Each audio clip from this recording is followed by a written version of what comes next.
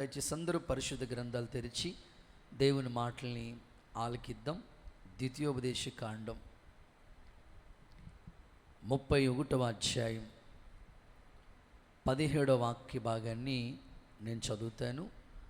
మూలవాక్యంగా నేను చదువుతాను, మీరు జాగ్రత్తగా ఆలకించాలని కోరుతున్నాను. కావున నా కోపము ఆ దినమున వారి మీద రగులు కొనెను, నేను వారిని విడిచి వారికి విరోధనగుదును, వారు క్షీణించిపోదురు. చాలు. చదవబడిన వాక్య భాగంలోంచి ఒక్క మాట, అందరూ ఈ మాట నాతో చెప్పండి.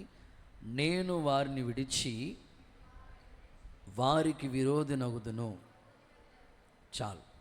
ఇక్కడ చదువుకున్న వాక్య భాగంలో ఈ బైబిల్ క్విజ్ గురించి నేను వాక్యం చదువుతూ ఉన్నప్పుడు ఈ మాట ఎందుకో నా హృదయంలో ఒక ఆలోచన కలుగు చేసింది. దేవుని లేఖనాల్లో మనం చూస్తే దేవుడు చెప్తూ ఉన్నాడు, నేను వారికి విరోధనవుతాను అని.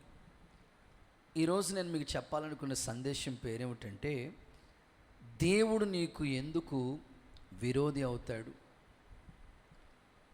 నిజమే కదా, చాలామంది కుటుంబాల్లో దేవుడు ప్రేమ స్వరూపి, ప్రేమకు నిదర్శనం ఎవరైనా ఉన్నారంటే దేవుడు. ఎంత శత్రువునైనా కూడా ప్రేమించే శక్తి ఆయనకు ఉంది. సిలువలో వాళ్ళు అంతగా హింసిస్తున్నా, వీరు ఏం చేస్తున్నారో వీరు ఎరుగురు కనుక వీరిని క్షమించండి అని చెప్పిన ప్రేమమూర్తి ఈ వాక్య లేఖనాన్ని మనం చదువుతూ ఉంటే, నేను వాళ్ళని విడిచిపెట్టేశాను, వారికి విరోధిని అయిపోయాను అంటున్నాడు దేవుడు. నా ఆలోచన, అసలు ఒక వ్యక్తికి దేవుడు ఎందుకు విరోధి అయిపోతాడు? దేవుడు ఎవరికి దూరంగా ఉండేవాడు కాదు కదా. మన కోసం దినమెల్లా మన వైపు చేతులు చాపుతున్న దేవుడు, మన కొరకు సమస్తాన్ని, ఆ ఉన్నత వైభవాన్ని విడిచిపెట్టి ఈ లోకానికి దిగి వచ్చినవాడు, సింహాసనాన్ని వదులుకున్నవాడు, మన కొరకు నిలువెల్ల రక్తసిక్తమై నాగల చాల వల్లే ఆయన శరీరం దున్నబడింది కదా. ఇంత గొప్ప త్యాగం మన కొరకు చేసిన దేవుడు మనకెందుకు విరోధి అయిపోతున్నాడు? ఆ వాక్యం నన్ను ఆలోచింపచేసింది. సరిగ్గా అది 16వ తారీఖు, నిన్న, ఈరోజు 17, నిన్నటి రోజు నేను వాక్యాన్ని ఆలోచించుకుంటా ఉంటే ఈ మాట, నేను వాళ్ళని విడిచిపెట్టేశాను, వాళ్ళకి విరోధిగా ఉన్నానని ప్రభు చెప్పారు. నిజమే, చాలామంది దేవుని మందిరానికి వస్తూ ఉన్న వాళ్ళలో 10 మందికి ఒకవేళ దేవుడు సమీపంగా ఉంటే 90 మందికి దేవుడు విరోధంగా కనపడుతున్నారట. ఆలోచింపచేశాను నేను, అసలు దేవుడు మనిషికి ఎందుకు విరోధి అయిపోతాడో. లేఖనాలు చదువుతూ ఉన్నప్పుడు ఒక 5 విషయాలు నాకు లేఖనాల్లోంచి ధ్యానించినప్పుడు అవి ఒక పాఠంగా మీ అందరితో దేవుడు సూటిగా మాట్లాడుతూ ఉన్నాడుగా. ఆ మాటల ప్రకారంగా జీవిస్తే మనకు దేవుడు దూరంగా ఉండడు, మనకు ఆయన విరోధంగా ఉండడు. నేను అంటాను, లోకమంతా మనకు విరోధం అయిపోయినా పర్లేదు, కానీ దేవుడు మాత్రం మనకు విరోధం అయితే మనం ఏం చేయలేమండి. ఇది మాత్రం వాస్తవం. ఒకవేళ నిన్ను ప్రేమించే వాళ్ళే నీ స్నేహితులే, నువ్వంటే చాలా ఇష్టం వాళ్ళకి, నేను బాగా గౌరవిస్తూ ఉంటారు, నీ మాట అంటే అంత లెక్క చేస్తూ ఉంటారు, అంతగా వాళ్ళు కేర్ తీసుకుంటారు, అలాంటి వాళ్ళే ఒకవేళ నీకు విరోధులు అయిపోయినా నువ్వు క్షేమంగా ఉండొచ్చేమో. నీ స్నేహితులే, నీ బంధువులే, నీ ఇంటి వాళ్ళే, నీ స్వజనులే నీకు విరోధులు అయిపోయినా నువ్వు బాగా మరలా క్షేమంగా ఉండొచ్చేమో. కానీ దేవుడికి మనకు విరోధి అయితే మనం క్షేమంగా ఈ భూమి మీద ఉండలేమండి. ఎందుకంటే ఆయన మన పక్షమున ఉండగా అసలు భూమి మీద విరోధులు ఎవరు ఉంటారు మనకి? కానీ దేవుడే మనకు విరోధి అయిపోతే మనం ఏం చేయగలుగుతాం? నిజంగా ఈ మాట నన్ను ప్రశ్నింపచేసింది, ఆలోచింపచేసింది. కొన్ని ప్రసంగాలు కొన్ని అనుభవాల్లోంచి పుట్టుకొస్తూ ఉంటాయి. ఆ మాటలు నిజంగా మన జీవితాన్ని ప్రభావితం చేస్తాయి. యేసు నామములో మరలా మనం దేవునికి సమీపస్తులుగా మార్చబడుదుముగాక. కొంచెం గట్టిగా ఆమేనండి, హుషారుగా హల్లెలూయా అని చెప్పండి. కొన్ని మాటలు మీకు వాక్యంలోంచి కొన్ని ఆధారాలతో కొన్ని మాటలు మీకు చెప్తాను. ఫర్ ఎగ్జాంపుల్, మనుషులు మనకు విరోధులు అవుతూ ఉంటారు కదా. దాని గురించి ఒక సందర్భం మీకు చెప్తాను. మోషే ఒక గొప్ప నాయకుడిగా ఉన్నాడు, దేవుడు ఏర్పాటు చేసుకున్నాడు, నత్తోడే. కానీ దేవుడి ఏర్పాటులో ఉన్నాడు కనుక మండుచున్న పొదల నుంచి దేవుడు స్వయంగా మాట్లాడుతూ వచ్చాడు, పిలిచాడు. నీ పేరేంటని దేవుడిని అడిగితే మోషే అంటాడు, మోషేతో దేవుడు అంటాడు, నేను ఉన్నవాడిని అనువాడిని, వెళ్ళు, ఐగుప్తులో అనేక అద్భుతాలు ప్రభు మోషే ద్వారా జరిగించుకుంటా వచ్చాడు. ఈ మోషే దేవుని పరిచర్యలు అలా కొనసాగించబడుతూ ఉంటుంటే, మోషేకి విరోధంగా వాళ్ళ ఇంట్లోనే సొంత అక్క, సొంత అన్న మోషేకు విరోధంగా మాట్లాడటం మొదలుపెట్టారు. కూషి దేశస్థురాలైన ఒక ఆమెని మోషే పెళ్లి చేసుకున్నాడు. మిరియామి సొంత అక్క, సొంత అన్న అహరోను మోషేకు విరోధంగా సనుగుతూ ఉన్నారు, మాట్లాడుతూ ఉన్నారు. దేవుడు ఆ మాటలు విన్నాడు. నిజమే కదా, తన సేవకుడికి విరోధంగా మాట్లాడితే ప్రభు వింటాడు కదా. సొంత అక్కని చూడలేదు, సొంత అన్నని కూడా చూడలేదు, కానీ వాళ్ళ ముగ్గురిని ప్రత్యక్ష గుడారం దగ్గరికి రమ్మని చెప్పాడు. వచ్చారు. అహరోను ఉన్నాడు, మోషే ఉన్నాడు, మిరియామ అక్క ఉన్నారు. ముగ్గురు ప్రత్యక్ష గుడారం ఎదుట నిలబడ్డారు. నిలబడుతూ ఉంటే దేవుడు మాట్లాడుతున్నాడు. మోషే అంటే ఎవరు? నాకు స్నేహితుడు. ఒక స్నేహితుడు మరొక స్నేహితుడితో మాట్లాడినట్లుగా ముఖాముఖిగా నేను నిదానించి మాట్లాడాను. నా ముఖాన్ని నిదానించి చూశాడు మోషే. భూమి మీద ఉన్న వాళ్ళందరిలో మిక్కిలి సాత్వికుడు మోషే, నా ఇంటిలో నమ్మకస్తుడు మోషే అని దేవుడు మోషే గురించి అనేకమైన మాటలు చెప్తూ వచ్చాడు. మీరు మోషేకు విరోధంగా మాట్లాడతారా అని వెంటనే ఆయన పనిష్మెంట్ చూడండి. ఆ నొసట కుష్టి, మిరియామక్కకి నొసట కుష్టి వ్యాధి వచ్చింది. ఇప్పుడు అహరోను కంగారు పడిపోతూ ఉన్నాడు, అయ్యో ఏంటి ఇలాగ అయిపోయింది అని. 7 రోజులు మిరియామక్క పాలు వెలుపులే ఉండాలి, లోపలికి రావడానికి అవకాశం లేదు. విచిత్రమైన సంగతి ఏంటంటే, ఏ మోషేకు విరోధంగా వాళ్ళ ఇంట్లో వాళ్ళు సొంతోళ్ళే విరోధంగా మాట్లాడారో, మరలా మోషే వాళ్ళ కోసం ప్రార్థన చేస్తే కానీ స్వస్థత కలగలేదు. దేవుడికి స్తోత్రం చెప్పండి. ఒకసారి మీరు ఆలోచించాలి, ఒక మనుషులకు విరోధులు అయిపోతేనే దేవుడు వెంటనే స్పందించేశాడు కదా. మరి అలాంటిది దేవుడే మనకు విరోధం అయిపోతే అసలు మన పరిస్థితి ఏంటి? ఆ మధ్యకాలంలో వెలస అనే ఒక ఊరు, అక్కడ ఒక ఆయన సేవ చేస్తూ ఉన్నాడు, పరిచర్య చేస్తూ ఉన్నాడు. దేవుని వాక్యాన్ని బోధించడానికి వెళితే ఆ ఊరోళ్ళు కొంతమంది వ్యతిరేకంగా మాట్లాడి పాస్టర్ గారి మీద తిరుగుబాటు చేసి, ఓ మాటలో చెప్పాలంటే కంకర్రా ఇచ్చుకుని తిరగబడ్డారు. ఒక మాటలో చెప్పాలంటే పన్ను ఇరిగిపోయింది ఆయనకి. అలాగే దేవుని సేవ అలాగే చేసుకుంటూ వస్తే ఏ చేతులైతే ఆయన పాస్టర్ గారిని కొట్టినాయో ఆ వ్యక్తులే ఇప్పుడు సహకారులుగా మారిపోయారు. దేవుడికి స్తోత్రం కలుగును గాక. నేనంటాను, ప్రభు అంటాడు కదా, నా బిడ్డల్ని ముట్టినవారు నా కంటి గుడ్డిని ముట్టినవారు అంటాడు ఆయన. కాబట్టి సేవకునికి మనం ఎప్పుడు విరోధంగా మాట్లాడకూడదు. వాళ్ళు దేవుని సేవకులు, దేవుని ప్రతినిధి, దేవుడు ఏర్పాటు చేసుకున్నాడు అంతే. కొంచెం మన వాక్యంలోకి వెళితే లేఖనాల్లో మోషే మీదే మరలా 250 మంది, కోరాహు, దాతాను, అబీరాము ఒక బ్యాచ్ ఉంది. వాళ్ళు ఎప్పుడు ఇంకా మోషే మీద తిరగబట్టమే. 250 మంది కలిసి ఒక టీం, ఒక గ్రూప్ సిద్ధం చేసి మోషేకు విరోధంగా సనిగి మాట్లాడుతూ వచ్చారు. నువ్వేనా పాస్టర్, నీవేనా ప్రసంగం చెప్పేది, మాకు పాటలు వచ్చాయా, మేము ప్రసంగాలు చేస్తామయ్యా అని మోషేకు విరోధంగా మాట్లాడటం మొదలెట్టారు. మోషే ఏమీ మాట్లాడలా, అలా మౌనంగా సాగిలి పడిపోయాడంట. అంతే. దేవుడు చూడండి, భూమి నెరవిడిచింది, వాళ్ళకి ఇంక సమాధులు పెట్టులు కూడా లేకుండా అలాగ భూమిలోకి దిగిపోయారు. దేవుడికి స్తోత్రం చెప్పండి. సో చూడండి, ఇక్కడ ఒక సేవకునికి విరోధంగా ఉంటేనే దేవుడు వెంటనే స్పందించాడు కదా. అలాంటిది మనము దేవునికి విరోధులైపోతే ఇక మన విషయంలో స్పందించే వాళ్ళు ఎవరు ఉంటారు? కనుక ఈ రాత్రి ఈ ఉపవాస ప్రార్థన కొడికిలో ఏ ఒక్కరు ఇక్కడ కూర్చున్న వాళ్ళు కావచ్చు, లైవ్ చూస్తున్న వాళ్ళు కావచ్చు, ఎవ్వరు దేవునికి విరోధులుగా మారకుండా ఉందురుగాక. యేసు నామములో వాళ్ళ ప్రవర్తన సరిచేయబడునుగాక. యేసు నామములో కృప కుమ్మరించబడునుగాక. కొన్నిసార్లు చూడండి, ఒక ఇంట్లో అత్తగారు విరోధైపోతుంటుంది, అల్లుడు విరోధైపోతుంటాడు, ఆ ఇంట్లో వాళ్ళే విరోధులైపోతూ ఉంటారు. ఒకవేళ వాళ్ళు విరోధులైనా దేవుడు ఏదో రోజున మళ్ళీ వాళ్ళని కలిపి మిత్రులుగా చేస్తాడు. కానీ దేవుణ్ణి మాత్రం నువ్వు విరోధులుగా చేసుకోవద్దు.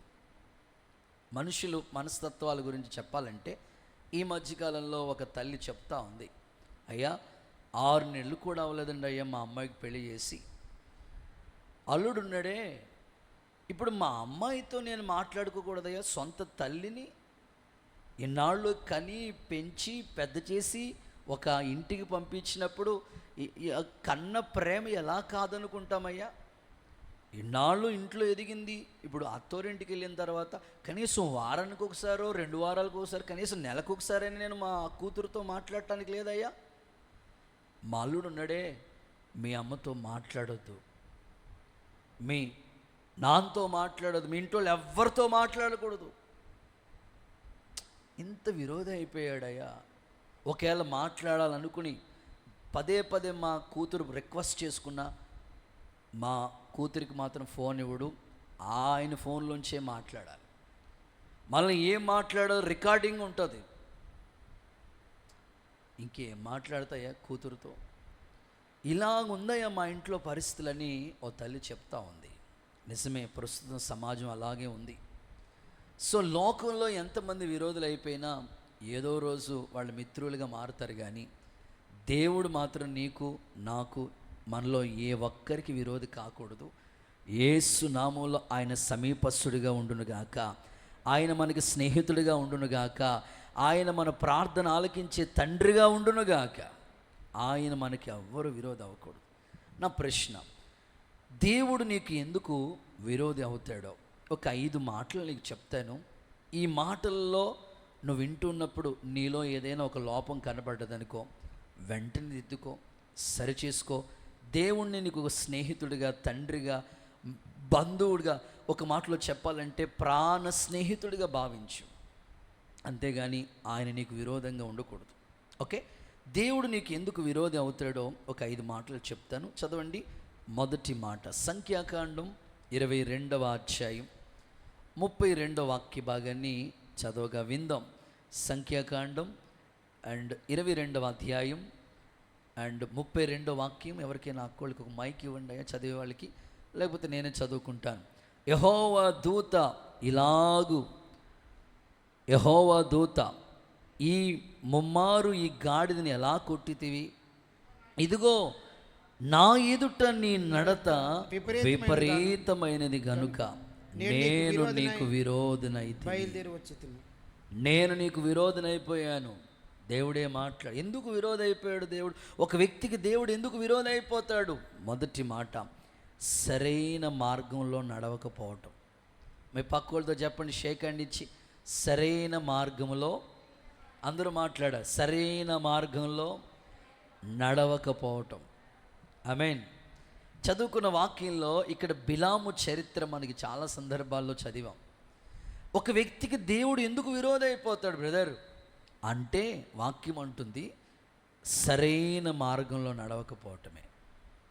వాస్తవంగా భూతలమంతా వ్యాపించారు ఇశ్రాయేల్ ప్రజలు.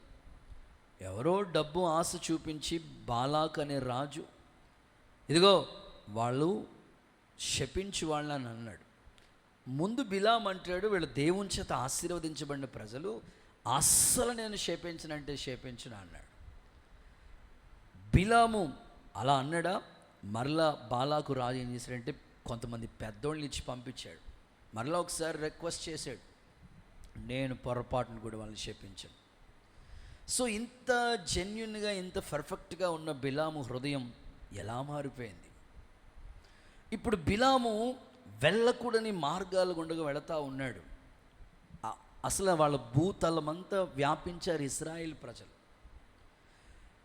దేవుని ప్రజలు దేవుడు తన స్వజనుల్ని రక్తమిచ్చి కొనుక్కున్నాడు. గొర్రె పిల్ల రక్తం చేత వాళ్ళు విమోచించాడు దేవుడు.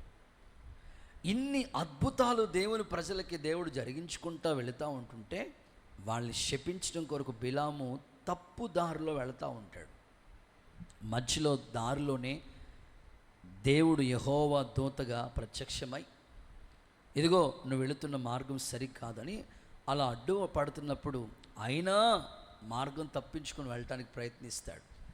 గాడిద రూట్ మారుస్తుంది. కోపం వచ్చి, ఇదిగో నా చేతిలోకి నీ కత్తుంటే నేను చంపేసేవాడిని అని బిలాము మాట్లాడతాడు. దేవుడు గాడిదకి వాక్కిస్తాడు. ఏంటి గాడిదేంటి నాతో మాట్లాడుతుంది ఏంటి? కొంచెం కూడా బిలాముకి అవగాహన రాలా, కొంచెం కూడా అర్థం చేసుకోలేకపోతున్నాడు. ఇదేంటి ఎప్పుడు గాడిద నా మాట అనేది, ఎందుకు ఇంత రివర్స్లో మాట్లాడుతుంది, ఎందుకు ఇది రివర్స్లో రూట్ మార్చేసి వెళ్ళిపోతుంది? అప్పుడు కూడా అవగాహన రావట్లేదు బిలాముకి. అతని కన్నులు తెరిచాడంటది. అంటే అప్పుడు దాకా ఆయన అంధత్వంలో ఉన్నాడు, దారి తప్పిపోయి వెళ్ళిపోతున్నాడు. ఎప్పుడైతే దేవుని దూత అడ్డుగా వచ్చి, నీ వెళుతున్న మార్గం, నీ నడుతుందే సరిగ్గా లేదు అని దేవుడే స్వయంగా అక్కడ మాట్లాడుతూ వచ్చాడు. నేను నీకు విరోధిని ఎందుకయ్యాను తెలుసా? నువ్వు వెళుతున్న మార్గం సరిగ్గా లేదు. ఈ రాత్రి ఈ మాటలు చాలా సంవత్సరాల క్రితం జరిగిన చరిత్ర ఇది.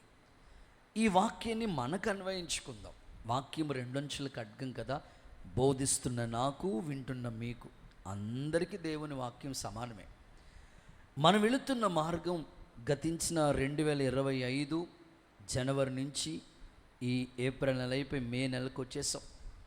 మే నెల ఈరోజు దేవుడి దయవల్ల 17వ తేదీకి వచ్చాం. ఈ 4 నెలలు మనం ఒకసారి వెనక్కి తిరిగి ఆలోచిద్దాం. మనం వెళుతున్న మార్గాలు దేవునికి ఏమైనా ఆయాసాన్ని కలుగుతున్నాయా?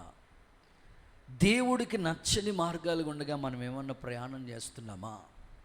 ఒకసారి మనసు పెట్టి ఆలోచిద్దాం. వాక్యం అంటుంది కదా, లేఖనాల్లో మనం చూస్తే భక్తుడు అంటాడు, ప్రభువా నా యందు నీకు ఆయాసాన్ని కలిగించేది ఏదైనా ఉంటే తీసేయండి ప్రభువా. భక్తుడు అలాగే ప్రార్థన చేసుకున్నాడు. ఈరోజు సరైన మార్గంలో మనం నడవకపోతే మన త్రోవ దేవునికి విరోధం అయిపోతుంది. ఈ రాత్రి ఈ ఉపవాస ప్రార్థన కొడికిలో ఒక్కొక్కరితో దేవుడు మాట్లాడి సరిచేసి సంపూర్ణతలోకి నడిపించునుగాక. మీరు అడగొచ్చు, అయ్యా నేను ఏ మార్గం వెళ్ళినా పర్ఫెక్ట్గా ఉంటుంది పాస్టర్ గారు, నేను ఏదైనా సెలెక్ట్ చేసుకున్నానంటే 100కి 200% కరెక్ట్గా ఉంటుందండి అని మీరు అనుకోవచ్చు. వాక్యం ఏమంటో తెలుసా? చదవండి. సామెతల గ్రంథం 16వ అధ్యాయం 25వ వాక్యాన్ని చూడండి. సామెతల గ్రంథం 16వ అధ్యాయం 25వ వాక్యాన్ని చూడండి. ఒకని దృష్టికి యథార్థంగా కనబడే మార్గము, చదవక, ఒకని మార్గము వాని దృష్టికి యథార్థంగా కనబడుతుంది, ఆయనను అది తుదకు అంటే చివరికి ఎండింగ్ వచ్చినప్పటికీ ఆ మార్గం ఎక్కడ తీసుకెళ్తుంది అక్క? మరణానికి తీసుకెళ్తుంది. ఒకని మార్గం వాడి దృష్టిలో, ఓ నేను జెన్యూన్, నేను పర్ఫెక్ట్, నేను 100% కరెక్ట్ అని అనుకుంటాడట. కానీ ఆ మార్గం తీసుకెళ్ళే దారి ఎక్కడికి? మరణానికి. ఈ రాత్రి ఈ మాటలు ఆలకిస్తున్న మన జీవితాల్లో మన దృష్టికి మనం పర్ఫెక్ట్ కాదు, దేవుని దృష్టిలో మనం ఎలా ఉన్నది అనేది క్వశ్చన్. ఎవరంతటి వాళ్ళకి సెల్ఫ్ అనేది ఉంటుంది. ఎవరి దృష్టిలో వాళ్ళే గొప్పోళ్ళు. కాకి పిల్ల అంతే. మరి ఎవరికి వాళ్ళే పర్ఫెక్ట్, ఎవరికి వాళ్ళే 100కి 100 మార్కులు వేసుకుంటారు. మీకు మార్కులు వేసుకోమని నేను బైబిల్ క్విజ్ పెట్టి మీకు మార్కులు వేసుకోమని అనుకోండి, తప్పైన దాన్ని కూడా కరెక్ట్ చేస్తారు మీరు. అంత కృపావరం ఇచ్చాడు దేవుడు మీకు. దేవుడికి స్తోత్రం చెప్పండి. ఎవరికి వాళ్ళే గొప్పోళ్ళు, ఎవరి దృష్టిలో వాళ్ళే పర్ఫెక్ట్ అనుకుంటారు. కానీ బైబిల్ ఏమంటుంది? ఒకరి దృష్టికి యథార్థంగా కనబడే మార్గం మాత్రం ఉందే, అది చివరికి మరణానికి తీసుకెళ్ళిపోతుంది. దేవుడు ఒక వ్యక్తికి విరోధం అయిపోవటానికి కారణం సరైన మార్గంలోకి వెళ్ళకపోవటమే. బైబిల్ అంటుంది కదా, ఇరుకైన మార్గం ఉందంట. చెప్పండి విశాలమైన మార్గం కూడా చెప్పండి, ఇరుకైన మార్గంలో వెళ్తారా, విశాలమైన మార్గంలోకి వెళ్తారంటే మీకు అర్థమయ్యే లాంగ్వేజ్లో చెప్పాలంటే, ముస్లిం వీధిలోంచి వెళ్ళమంటే వెళ్తావా, బైపాస్ రోడ్లోంచి వెళ్ళమంటే వెళ్తావా చెప్పు. బైపాస్ రోడ్డే కావాలి మనకి. ఎందుకంటే ఇక్కడి నుంచి వై జంక్షన్కి వెళ్ళాలంటే 5 మినిట్స్లో వెళ్ళిపోయేలాగా ఇలా రౌండ్ తిరిగి మనకి ఉన్న కృప ఏంటంటే, మన ముందు రోడ్డే, మన వెనకాల రోడ్లే మధ్యలో మనం ఉన్నాం. ఈ పక్క చైతన్యరాజు, ఈ పక్క బైర్రాజు, మధ్యలో యేసురాజు పెట్టాడు. ఓకే, మనకి 2 పక్కల రోడ్లు ఉన్నాయి.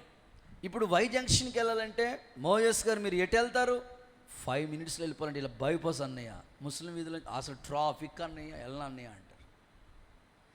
ఇరుకైన మార్గంలో ఎవరు వెళ్ళరు, ఇష్టపడరు. విశాల మార్గంగా ఉన్న మార్గం అయితే అందరూ పోవటానికి ఇష్టం. కానీ బైబిల్ ఏమంటో తెలుసా, ఇరుకైన మార్గం అయితే నిత్య జీవం తీసుకెళ్తుంది.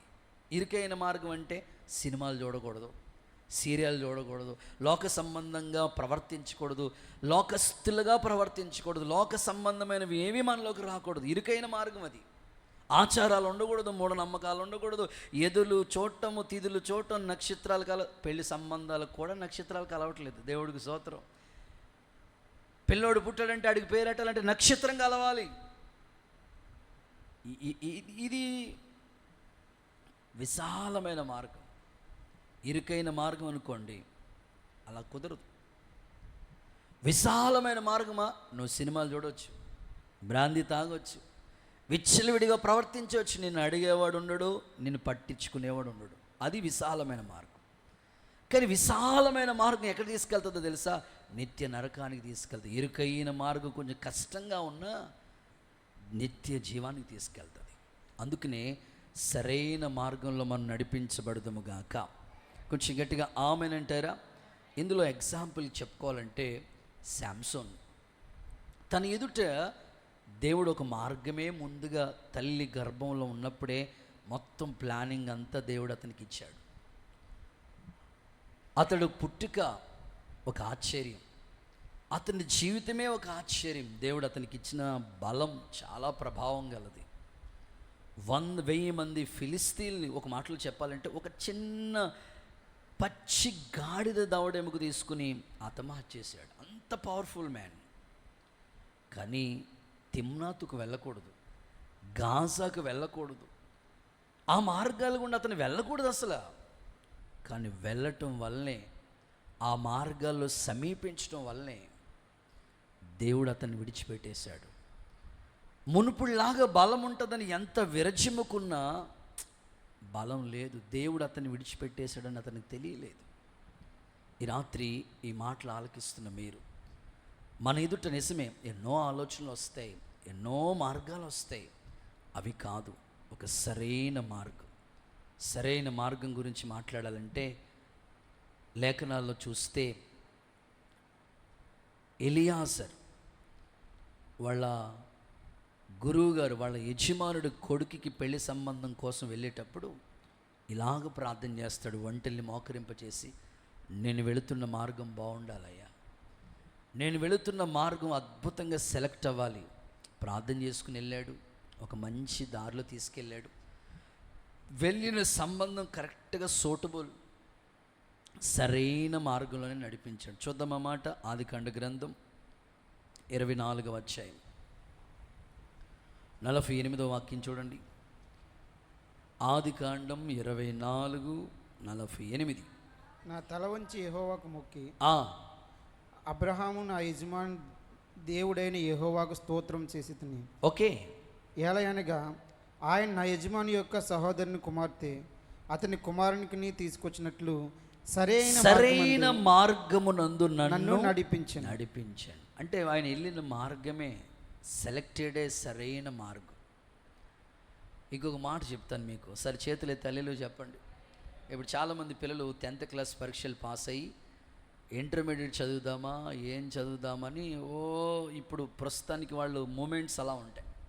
కొంతమంది అంటారు, మీ ఓన్కి కానీ పాలిటెక్నికల్ కట్టించేసామంటే 3 సంవత్సరాలు తిరగకుండా జాబ్ వచ్చేస్తుంది. చాలామంది సలహాలు ఇస్తారు. పెద్ద ఆయన మనసులో, వాళ్ళ తండ్రి గారి మనసులో, అవును కదా 3 సంవత్సరాలు కష్టపడితే ఏదో జాబ్ సంపాదిస్తాడంటే టెక్నికల్గా బాగుంటుంది అని ఒక ఆలోచన. ఇంకొంతమంది అంటారు, ఇంటర్మీడియట్ చదివించండి, త్వరగా వాడు పైకి వస్తాడు. కొంతమంది అంటారు వీడికి చదువు రాదు కదండి, ఐటీఐకి పంపించేస్తే కనీసం వాడు స్క్రూ డ్రైవర్ టన్న స్క్రూ తిప్పుకునైనా సరే, ఎలక్ట్రికల్ వర్క్ నేర్చుకునే సరే అప్రెంటిస్ మీద ఎలాగోలని గట్టెక్కేస్తాడండి అని కొంతమంది. మరికొంతమంది నర్స్ ట్రైనింగ్, అక్కడనైతే అయితే నర్స్ ట్రైనింగ్ పంపించేయండి అని కొంతమంది. రకరకాల ఆలోచనలు ఇస్తూ ఉంటారు. కొంతమంది అంటారు ఇక్కడ ఉంటే సరిగ్గా చదవడండి, హాస్టల్లో జాయిన్ చేసేయండి బాబు అంటారు. రకరకాల ఆలోచనలు ఇస్తారు. నువ్వు ఎవ్వరు ఆలోచన కాదు. కానీ ఎలియాజర్ సరైన మార్గంలోకి ఎప్పుడు వెళ్ళాడు తెలుసా? వంటల్ని మోకరింపచేసి. ఆమెను చెప్పండి ఒకసారి. మన ఎదుట చాలా దారులు ఉంటాయి. ఏ నిర్ణయం తీసుకోవాలో మనకు అర్థం కాదు, ఏ దారిలోకి వెళ్ళాలో కూడా అర్థం కాదు. మనం తీసుకోవాల్సిన నిర్ణయం దేవుని పాదాల దగ్గర కూర్చుంటే సాయంకాలం కల్లా ఆలోచన వచ్చేస్తుంది. ఆమెను చెప్పండి ఒకసారి. కొంచెం హుషారుగా చెప్పాలి. సో తప్పకుండా దేవుడు మనల్ని సరైన మార్గంలో నడిపిస్తాడు. ఒక ఉద్యోగమైనా, ఒక వ్యాపారమైనా, ఒక చేతి పనైనా, ఒక ఇల్లు కట్టాలైనా, ప్రమోషన్ కొరకు ప్రయత్నమైన ఏదైనా దేవుడు సరైన మార్గం ఎన్నుకోవాలి. ఆ మార్గంలో నడిపిస్తాడు ఆయన. అలా వెళితే దేవుడు మనకి క్షేమము, ఆయన మనల్ని చక్కగా నడిపిస్తాడు. కానీ మనంతట మనం ఈయన మార్గాలను ఎన్నుకున్నామా, సెలెక్ట్ చేసుకున్నామా, దేవుడు మనకు విరోధి అయిపోతాడట. జరిగిన ఒక చిన్న సంఘటన మీకు జ్ఞాపకంలోకి తీసుకొస్తాను. చేతులు ఊపుతూ ఒకసారి హల్లెలూయా అని చెప్పండి. ఇంకొంచెం హుషారుగా హల్లెలూయా అని చెప్పండి. మేము సేవ చేస్తున్న దినాలలో ప్రారంభ రోజులు అవి. మాకు దేవుడు పరిచర్య నిమిత్తమై పంపించారు. వచ్చాం, చిన్న గదిలో సేవ జరిగించుకుంటా ఉన్నాం. అలాగే సండే స్కూల్ నడుస్తూ ఉంది. 6 నెలలైనా ఒక్కరు కూడా నాకు పరిచయం కాలేదు. చిన్నపిల్లలతోనే నేను సేవ జరిపించుకుంటా ఉన్నాను. ఆలోచనలు చేస్తూ ఉన్నాయి, దేవుడు నిజంగా సేవకు పిలిచాడా ఏంటి? 6 నెలలైనా ఒక్కరు కూడా పరిచయం కాలేదు, ఏంటి ఇక్కడ సేవ ఏంటి? అలాగా సందిగ్ధంలో పడ్డాం. ఆలోచనలు ఎక్కువగా ఆలోచిస్తూ ఉన్నాం, ప్రార్థన చేసుకుంటూ ఉన్నాం. ఈ లోపల ఒక ఫ్యామిలీ పరిచయమై, బ్రదర్ సో మీరు ఇక్కడ రూమ్ అద్దెకు తీసుకుని నెల నెల కరెంట్ బిల్ కట్టాలి, ఇంటద్దె కట్టాలి, అసలే సేవ లేదు, పిల్లల పరిచర్య జరుగుతుంది, ఎవ్వరూ పరిచయం లేదు కదా. ఇప్పుడు ప్రతి నెల రూమ్ రెంట్ కట్టాలంటే అప్పట్లో ఆ ఇల్లు 1000 రూపాయలు అద్దె అయితే వాళ్ళు దేవుని సేవను ప్రేమించి 850కే ఇచ్చారు. ఓ 15 ఏళ్ల క్రితం ఇచ్చారు. సరే మేము అలాగ సేవ జరిగిస్తూ ఉన్నాము. సడన్గా నిర్ణయానికి వచ్చినప్పటికీ ఎలాగెవరూ పరిచయం అవ్వట్లేదు. 6 నెలల నుంచి శూన్యమే కనబడుతుంది, జీరోయే కనబడుతుంది సేవ రిజల్ట్. ఒక్కరు కూడా పరిచయం కాలేదు. సరే ఒక ఫ్యామిలీ పరిచయం అయి వారన్న మాట, నెల నెల రూమ్ రెంట్ కట్టలేరు, కరెంట్ బిల్ కట్టుకోవడం కష్టం కదా, మా ఇంట్లో మీరు సేవ చేసుకోండి బ్రదర్, మా ఇల్లు మీకు ఫ్రీగా ఇస్తాము అన్నారు. దేవుడికి స్తోత్రం చెప్పండి. అప్పుడు మీ మనసు ఎలా ఉంటుంది? ఇప్పుడే మీరు స్తోత్రం చెప్పారు, అమ్మ దేవుడు ప్రార్థన ఆలకించి, అన్నయ్యలు ప్రార్థన ఆలకించి ఫ్రీగానే ఇల్లు ఇస్తానన్నాడు, బెస్ట్ కదా అనే మనసులోకి మీకు వచ్చినట్లుగా నాకు అదే అభిప్రాయం వచ్చింది. ఫ్రీగానే మీరు ఎంతకాలం ఉంటారో ఫ్రీగా ఉండండి అయ్యా, కరెంట్ బిల్ కట్టక్కర్లేదు, రూమ్ రెంట్ కట్టక్కర్లేదు. ఇంకా ఆశ్చర్యం ఏంటంటే మా ఇంటికి ఏ సేవకులు వచ్చినా సరే ప్రేమగా చూసుకోవటం మాకు అలవాటు. అంటే వంట కూడా మీరు చేసుకోక్కర్లేదు. దేవుడికి స్తోత్రం చెప్పండి. ఎన్ని ఆప్షన్స్ ఉన్నాయి. ఇల్లు అద్దె కట్టక్కర్లేదు. మాట్లాడండి అమ్మ, మీరేం మాట్లాడరా? ఇప్పుడు మీకు పెళ్లి సంబంధాల గురించి ప్రయత్నం చేయగా కట్నము, ఆ ఇల్లు, కారు, అన్ని సౌకర్యాలు ఉన్న ఇంటిని మీకు పరిచయం అయ్యారనుకోండి, ఎట్లా ఉంటుంది? నిజమే కదా, అమ్మో ఇది దేవుని చిత్తమే అనుకుంటారు. ఇంటది కట్టక్కర్లేదు, కరెంటు బిల్లు కట్టక్కర్లేదు, వంట పొయ్యి వెలిగించక్కర్లేదు, అన్ని సౌకర్యాలు ఉన్నాయి. వాళ్ళైతే అవకాశం చెప్పారు, ఇలా మీరు చేసుకోండి అయ్యా అని. సో అదే సమయంలో చెరుకువాడ, ఏ వాడ మాట్లాడండి అయ్యా, చెరుకువాడ, మీరు ఇట్లాగా పెనుగొండ దాటి వెళ్తూ ఉంటుంటే ఆ ఊరికి పరిచయం అవుతుంది. అక్కడి నుంచి ఒక పాస్టర్ గారు పరిచయం అయ్యి, అయ్యా మీకు సంఘం లేదు కదా, 6 నెలలు అవుతుంది, మాకు ఒక సంఘం ఉంది, మీకు ఇష్టం చేసుకోండి. ఎటు వెళ్ళాలి, ఏం చేయాలి, సందిగ్ధమే, అర్థం కాని పరిస్థితే. మేము ఎలియాజర్లాగా దేవుని పాదాల దగ్గరే కూర్చున్నాం. ప్రార్థనలో ఉన్నప్పుడు దేవుడు చెప్పిన ఆలోచన ఏమిటంటే, మీరు ఎక్కడికి వెళ్ళొద్దు, ఇక్కడే ఉండండి అని. దేవుడికి స్తోత్రం చెప్పండి. అక్కడే ఉన్నాం. 3 సంవత్సరాలు అక్కడే ఉన్నామండి. 3 సంవత్సరాలు ఎలా అద్దిల్లు కట్టించాడో తెలియదు, ఎలా రెంట్ కట్టించారో తెలియదు. 3 సంవత్సరాల్లో 30 మందిని అప్పగించాడు దేవుడు. దేవుడికి స్తోత్రం. సరైన మార్గం. దేవుడు మనల్ని నడిపించే విధానం బాగా పర్ఫెక్ట్గా ఉంటుంది. ఈరోజు దేవుని ఎదుట ఈ మాట మీకు చెప్తున్నాను. మీ ఇంట్లో ఎదురవుతున్న కష్టాల గురించి, ప్రతికూలమైన పరిస్థితిని బట్టి, ఒకవేళ మీకు అందరూ విరోధులు అయిపోయారని, ఒకవేళ మీ ఇంట్లో అంత ఆర్థిక వ్యవస్థ ఇబ్బందిగా ఉందని కలవరపడొద్దు. దేవుడు నీకు విరోధి కాకుండా ఉండాలంటే సరైన మార్గంలో నడు. ఆయన పాదాల దగ్గర కూర్చుని కనిపెట్టు. నీకు ఒక మంచి మార్గం దేవుడు చూపిస్తాడు. బైబిల్ ఇలా రాశాడు, నీ ఆలోచన చేత నువ్వు నన్ను నడిపిస్తావు, అప్పుడు నేను మహిమలో చేర్చబడతాను. దేవుడు మనల్ని ఆయన ఆలోచన చేత నడిపిస్తాడు. అలాంటి కృప దేవుడు మీ అందరికీ దయచేయనుగాక. రైట్, రెండో మాటలకు వచ్చేస్తాను. సెకండ్ వన్, దేవుడు ఒక వ్యక్తికి ఎందుకు విరోధి అయిపోతాడు చెప్పండి. ఒకటి, సరైన మార్గంలో నడవకపోవటమే. సొంత ఆలోచనలు, సొంత నిర్ణయాలు నడిస్తే మనకి ఆయన విరోధి అయిపోతాడు. ఓకేనా? రెండో మాటలకు చూద్దాం. యెషయా ప్రవచన గ్రంథం 63 అధ్యాయం 10వ వాక్యం చదువుదామా? యెషయా గ్రంథం 63:10. ఆయనను వారు తిరుగుబాటు చేసి చదవండి. ఆయన పరిశుద్ధాత్మ దుఃఖింప చేయగా, ఆయనను వారు తిరుగుబాటు చేసి పరిశుద్ధాత్మను దుఃఖింప చేయగా, ఆయన వారికి విరోధి అయి తానే వారితో యుద్ధం చేశాను. చాలు. రెండవది, దేవుడు ఒక వ్యక్తికి ఎందుకు విరోధి అయిపోతాడు? రెండవది ఏంటో తెలుసా? పరిశుద్ధాత్మను దుఃఖపరచటం. నాతో చెప్పండి ఈ మాట, కొంచెం గట్టిగా చెప్పాలి. పరిశుద్ధాత్మను దుఃఖపరచటం. అంతే. పరిశుద్ధాత్మని ఎవరైతే దుఃఖపరుస్తారో వాళ్ళకి దేవుడు విరోధి అయిపోతాడట. పరిశుద్ధాత్మను దుఃఖపరచటం అంటే అర్థమయ్యేటట్లుగా చెప్పండి అయ్యగారు. అర్థమయ్యేటట్లుగానే చెప్తాను. ఒకసారి అందరూ చేతులు పైకెత్తి హల్లెలూయా చెప్పండి. పరిశుద్ధాత్మను దుఃఖపరచటం అంటే మీకు అర్థమయ్యే కోణంలో చెప్తాను. కొన్ని సందర్భాలు మనం మామూలుగా ఆలోచిద్దాం. తల్లిదండ్రులు అనేవాళ్ళు ఉన్నారు కదా, తల్లిదండ్రులు ఎప్పుడు దుఃఖపడతారు? పిల్లలు, ఎదిగొచ్చిన పిల్లలు, కని పెంచి పెద్ద చేసిన పిల్లలు మాట వినకపోతే, తిరుగుబాటు చేస్తే, ఎందుకు కన్నాను వీళ్ళని, ఎందుకు పెంచాను వీళ్ళని ఒక తల్లి తండ్రి సామాన్యంగా దుఃఖపడుతూ ఉంటారు. కట్టుకున్న భర్త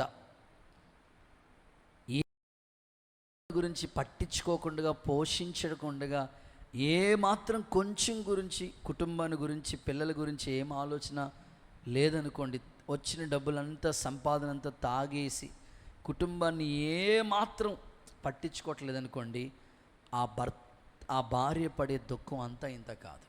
ఎందుకు కట్టుకున్నాను వీడిని, పిల్లల్ని పట్టించుకోవట్లేదు, నన్ను చూడట్లేదు, పలకరించట్లేదు, పోషించట్లేదు అని దుఃఖపడతా ఉంటారు. ఇంట్లో ఎవరికైనా అనారోగ్య పరిస్థితి వస్తే అది చూసి దుఃఖపడే వాళ్ళు ఉన్నారు. ఈ విధంగా అనేకులు రకరకాలుగా దుఃఖపడే వాళ్ళు ఉంటారు. అయితే పరిశుద్ధాత్మ దేవుడు ఎప్పుడు దుఃఖపడతాడు? అసలు పరిశుద్ధాత్మను దుఃఖపరిస్తే దేవుడు మనకు విరోధి అయిపోతాడట.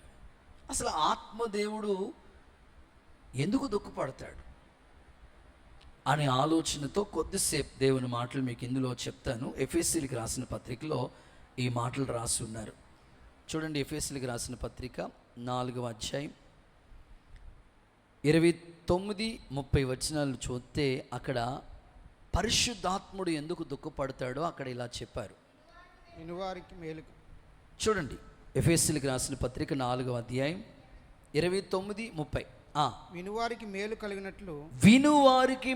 కలుగునట్లు అవసరతను బట్టి క్షేమాభివృద్ధికరమైన అనుకూల వచనమే పలకండి గాని ఆ గానిలోనే ఉంది పెద్ద గూని అన్నట్లు దుర్భాష ఏదైనా దుర్భాషలు ఏవి నీ నోట రానియొద్దు.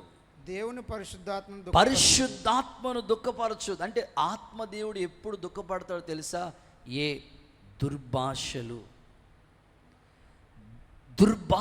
నీ నోట్లోకి వస్తే, నీ నోట దుర్భాషలు ఆడుతూ ఉన్నావంటే ఆత్మదేవుడు దుఃఖపడతాడు. చాలామంది చూడండి, అన్య భాషలు మాట్లాడతారు, దుర్భాషలు కూడా మాట్లాడతారు. ఒకే సెలయర్లోంచి మంచినీళ్ళు ఉప్పు నీరు వస్తాయండి.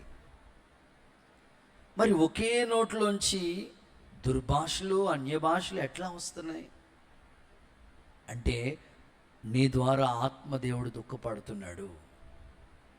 నీ నోటికి దుర్భాష రానివ్వకూడదు. ఒకవేళ వచ్చింది అంటే ఆత్మదేవుడు దుఃఖపడతాడు. అలా దుఃఖపడ్డాడంటే దేవుడు నీకు విరోధి అయిపోతాడు. అందుకు ఈ రాత్రి ప్రభు మాట్లాడుతున్న మాటలు, ఈ ఉపవాస ప్రార్థనలో ఎన్నో సమస్యల కొరకు నువ్వు ప్రార్థన చేసుకోవాలని ఇక్కడికి వచ్చావు. ఉపవాసం ఉన్నావు, కన్నీళ్లు కారుస్తున్నావు, ప్రలాపిస్తున్నావు. అయితే నీ నోట మాత్రం దుర్భాషలు రాకూడదు. ఏదైనా మాట్లాడాలనుకుంటే అనుకూల వచనమే మాట్లాడాలి. ఇంకో మాటలో చెప్పాలంటే క్షేమాభివృద్ధి కలిగించే మాటలే మాట్లాడాలి. ఇంకో కోణంలో చెప్పాలంటే మీ సంభాషణ ఉప్పు వేసినట్లు ఎప్పుడు కృపాసహితంగా రుచిగా ఉండాలి అన్నాడు.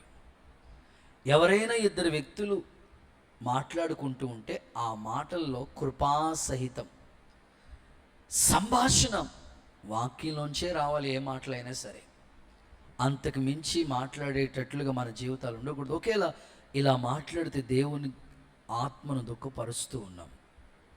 ఈ రాత్రి మీ మనస్సాక్షి మీతో చెప్తే, మీరు మాట్లాడుతున్న మాటలు ఎలా ఉన్నాయో ఒకసారి పరిశీలించుకోండి. ప్రవక్త యెషయా, ప్రవక్తే పెద్ద ప్రవక్త అయిన, అసలు ప్రవక్తలు అందరిలో పెద్దోడు ఎవరంటే యెషయా.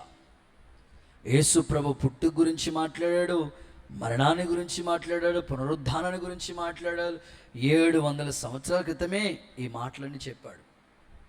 ఇంత గొప్ప ప్రవక్త ఒక మాట అంటున్నాడు, అయ్యో అపవిత్రమైన పెదవులు కలిగిన వాడినయ్యా, అపవిత్రమైన పెదవులు కలిగిన ప్రజల మధ్యలో ఉన్నానయ్యా. ఒక అగ్ని తీసుకొచ్చి తన పెదవుల్ని తాకినప్పుడు ప్రాయశ్చిత్తం కలిగింది. ఈ రాత్రి మన మాటల్లో ఒకవేళ ఏదైనా దుర్భాషలు ఉంటే ఆత్మదేవుడు దుఃఖపడతాడు. అలా దుఃఖపడితే దేవునికి మనం విరోధులైపోతాం. మన మాటల్ని సరి చేసుకుందాం. పరిశుద్ధాత్ముడు మీకు కృపను అనుగ్రహించునుగాక. ఒకసారి అందరూ చేతుల పైకి తెలలు చెప్తారా? ఆ మధ్యకాలంలో ఒక తల్లి, అయ్యగారు మీరైనా చెప్పండి బాబు వీడికి, అయ్యగారు మీరైనా చెప్పండి, వీడు వయసు చూస్తే 3వ తరగతి చదువుతున్నాడండి, వాడు మాట్లాడే మాటలు ఉన్నాయండి, ఎన్ని బూతులు మాట్లాడుతున్నాడు అయ్యగారు, మీరైనా చెప్పండి బాబు వీడికి అనని ఓ తల్లి ఆ పిల్లోని తీసుకొచ్చి చెప్తా ఉంది. నేను ఆయన అడిగాను, ఒరే బూతులు ఎక్కడ నేర్చుకున్నావురా నువ్వు అన్నాను. దేవుడికి స్తోత్రం చెప్పండి ఒకసారి. ఇంకెక్కడ అన్నయ్య, మా అమ్మాయి మంచి ట్రైనింగ్ సెంటర్. దేవుడికి స్తోత్రం చెప్పండి. మా అమ్మాయి అన్నయ్య మంచి ట్రైనింగ్ సెంటర్, ట్యూషన్ ఏం సరిపోతుంది అసలు, డిఎస్సి కోచింగ్ ఎక్కడ సరిపోతుంది. దేవుడికి స్తోత్రం చెప్పండి. మా అమ్మ అసలు అద్భుతమైన ఇంటెలిజెంట్ టాలెంట్ ఎందులో మాట్లాడండి అయ్యా. ఆ పిల్లోడు ఎక్కడ, నిజంగా కదా, మన పిల్లలు ఎక్కడ నేర్చుకుంటారండి? ఇప్పుడు చాలామంది తల్లులు ఏమంటారంటే, మా పిల్లోడు ఇలా మన పిల్లలు ఎక్కడ నేర్చుకుంటారు అసలు? మన పిల్లలు మన దగ్గరే కదా ఉండేది, మన దగ్గర నుంచే వాళ్ళు నేర్చుకుంటారు. కోపావేశాలు నువ్వు మాట్లాడే మాటలు ఉన్నాయే, ఆ మాటలు వాళ్ళు రికార్డ్ అయిపోతుంది. మా నాన్న ఇలా కోపాడాడు, మా అమ్మ ఇలా అన్నది, నేను కూడా అలా ఉందని వాడు కూడా ట్రైనింగ్ మాట. అందుకే ఈ రాత్రి మీ నోట మంచి మాటలు, వాక్యానికి సంబంధించిన మాటలు. నేను ఎప్పుడు విశ్వాసుల గురించి ఏం ఆలోచిస్తానంటే, ఇద్దరు కలిస్తే ఏం మాట్లాడాలంటే, దావీదు గొల్యాతు స్టోరీ గురించి మాట్లాడుకుంటే ఎంత బాగుంటుంది, అబ్రహాము శారమ్మ ఫ్యామిలీ గురించి మాట్లాడుకుంటే ఎంత బాగుంటుంది. ఇస్సాకు రెబెకా గురించి ఇట్లాంటివి మాట్లాడడం కదా మనం. ఆ ఇంటి చరిత్ర, ఈ ఇంటి చరిత్ర, అబ్బో అసలు బైబిల్లో ఉన్న చరిత్రలు పక్కన పెట్టి అందరి చరిత్ర మనకు కావాలి. మన నోట మంచి మాటలు రావాలండి. మంచి రోజులు చూడాలని ఎంతమంది అనుకున్నారు? ఒకసారి చేయొద్దండి అన్నాను అనుకోండి, అందరూ చేతులు ఎత్తుతారు. మంచి రోజులు చూడాలంటే నీ నోటిని కంట్రోల్లో పెట్టుకుంటే చాలు. ఒకసారి అందరూ హల్లెలూయా చెప్పండి. చాలా కుటుంబాల్ని కట్టేది మాటే, విడగొట్టేది కూడా మాటే. అందుకోసం నీ మాట దేవుణ్ణి దుఃఖపరుస్తుంది. దేవుడు నిన్ను దర్శించునుగాక. ఇందులోనే పరిశుద్ధాత్ముడు ఎందుకు దుఃఖపడతాడో, దుర్భాషల వల్ల దుఃఖపడతాడు. అపోస్తుల కార్యాల గ్రంథం 5వ అధ్యాయం 3-4 వచనాలు ఈ మాటలు మనం చదువుకుంటూ వెళితే అక్కడ ఇలాగా రాయబడుతూ వచ్చాయి. అననీయ సపీర స్టోరీ ఇక్కడ మనం చూస్తాం. అప్పుడు పేతురు, అననీయ నీ భూమి వెలలో కొంత దాచుకుని పరిశుద్ధాత్మను ఎందుకు మోసం చేశావు? సాతాను నీ హృదయాన్ని ఎందుకు ప్రేరేపించాడు? అది నీ దగ్గర ఉన్నప్పుడు నీదే కదా. అమ్మినప్పుడు కూడా నీదే కదా. ఎందుకు ఈ సంగతుల్లో నీ హృదయం? నీవు మనుషులతో కాదు దేవుడితోనే అబద్ధం. అంటే రెండవదిగా పరిశుద్ధాత్ముడు ఎందుకు దుఃఖపడతాడో తెలుసా? అబద్ధాలు. ఆత్మీయులైన మనము నిజమే కొన్నిసార్లు ఉన్నది ఉన్నట్లుగా చెప్తే అసలు సమస్య ఉండదు. అలా చెప్పం కదా మనం. నీ ముక్కు ఎక్కడుందంటే ఇదిగో ఇలాగమాట. వాళ్ళు పొలం అమ్ముకున్నారు, వాళ్ళదే పొలం అది. పాస్టర్ గారు ప్రార్థన చేశారు, పొలం వాళ్ళదే, అమ్ముకున్నది వాళ్ళే, డబ్బులు సంపాదించి తెచ్చుకున్నది కూడా వాళ్ళే. ఎందుకు భర్తకి ప్రేరేపణ వచ్చింది?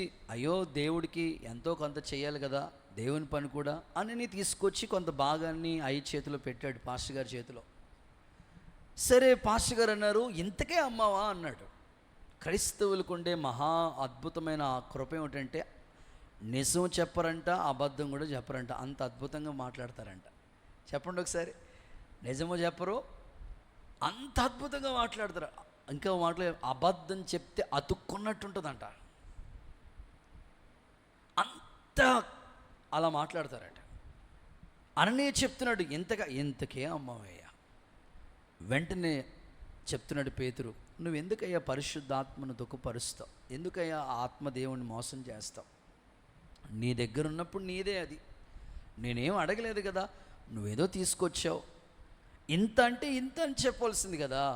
ఈ లోపల పాపం భార్య ఏంటి, పొద్దున్న మా భర్త గారు పాస్టర్ గారి దగ్గరికి వెళ్ళి ఇంకా రావట్లేదు, బట్టలేమో ఉతికేసి ఆరేసి ఎన్నో పనులు చేద్దాం, అక్కడికి ఫంక్షన్కి వెళ్దాము రెడీగా ఉన్నాయి. ఈయన వెళ్ళిన మనిషి ఎప్పుడు సర్చ్ దగ్గరే ఉంటాడో, సోత్రం చెప్పండో సార్ అనుకుని గబగబ పరిగెత్తుకుని వచ్చినప్పటికి ఇంకెక్కడ.